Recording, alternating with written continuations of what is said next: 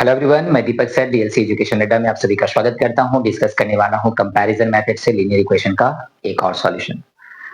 तो ये भी बहुत ही इंपॉर्टेंट प्रॉब्लम है, बार बार एग्जाम के पेपर में ये देखने के लिए मिलता है। जो क्लास 9 के बच्चे होते हैं उसके पेपर में ये बार बार आता है सॉल्यूशन। तो चलिए ज्यादा समय बर्बाद नहीं करते हैं क्योंकि सॉल्व करने में टाइम लगता है और वीडियो लंबा हो जाता है, तो बच्चे लोग छोड़ के भाग जाएंगे, बोलेंगे इतना लंबा वीडियो क्यों देखें। देखिए एक्सप्लेनेशन है तो टाइम लगेगा, एक्सप्लेन करूंगा टाइम लगेगा, ठीक है। सीखना है तो सबसे पहले यहाँ ब्रैकेट डालिए, यहाँ ब्रैकेट डालिए, ओके। नेक्स्ट, अब क्या है, देखिए यहाँ पे x है और यहाँ पे क्या है, y है। यहाँ पे x है, यहाँ पे y है। आप सॉल्व किसके लिए करेंगे? दो वेरिएबल x और y, दो वेरिएबल इसमें a और b। आप सॉल्व किसके लिए कर रहे हैं? तो सॉल्व कर रहे हैं आप x के लिए, ठीक है ना। x और y के लिए आप सॉल्व कर रहे हैं, तो मैं कुछ नहीं करने वाला हूं, यहां से स्टार्ट करने वाला हूं क्योंकि सवाल लेंदी होता है। इसलिए फ्रॉम इक्वेशन 1 को मैं पहले लिखता हूं, ax plus B Y is equal to a minus B. एक एक्सप्रेशन है, a माइनस बी, ब्रैकेट बंद कर दिया।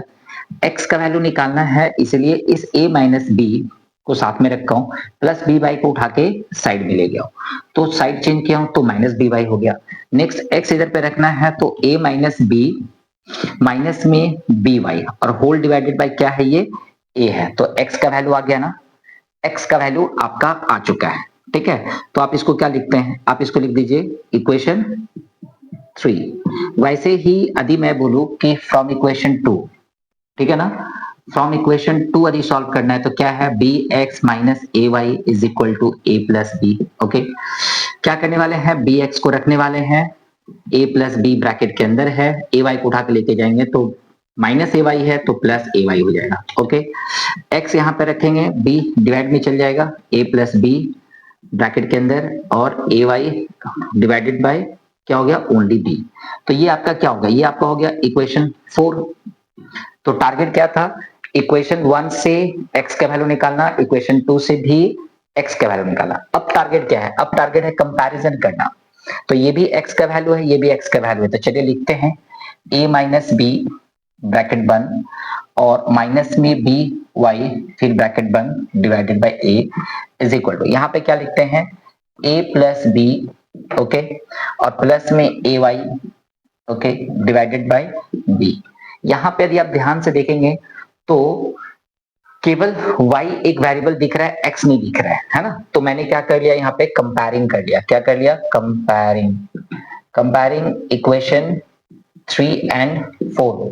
किसके लिए, x का वैल्यू के लिए मैंने कंपैरिजन किया।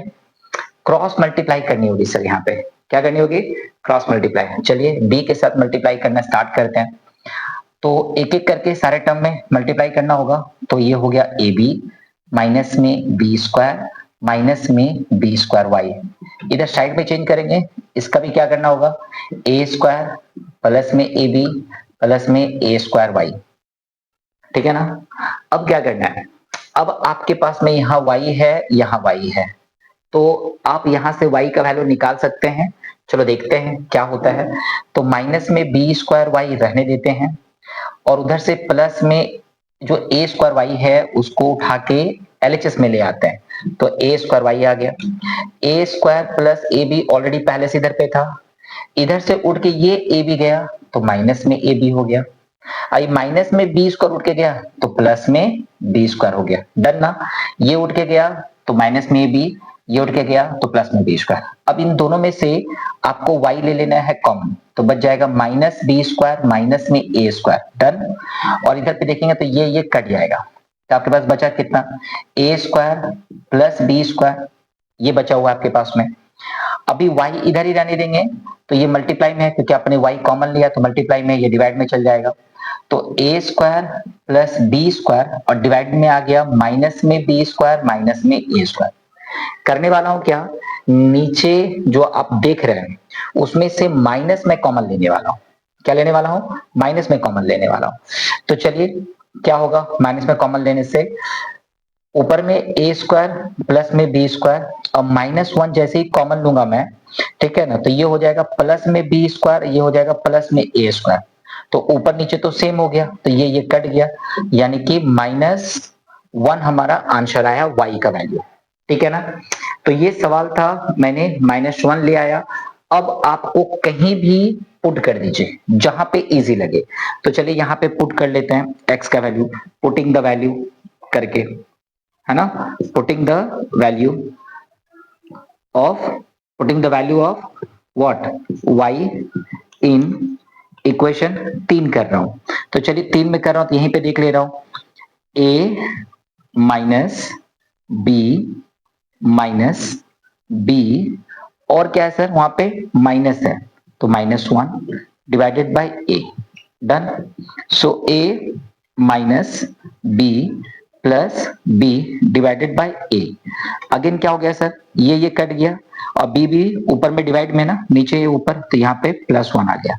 यानी कि इसका सॉल्यूशन कितना निकला sir, x is equal to मेरा +1 और y इज इक्वल टू हमारा -1।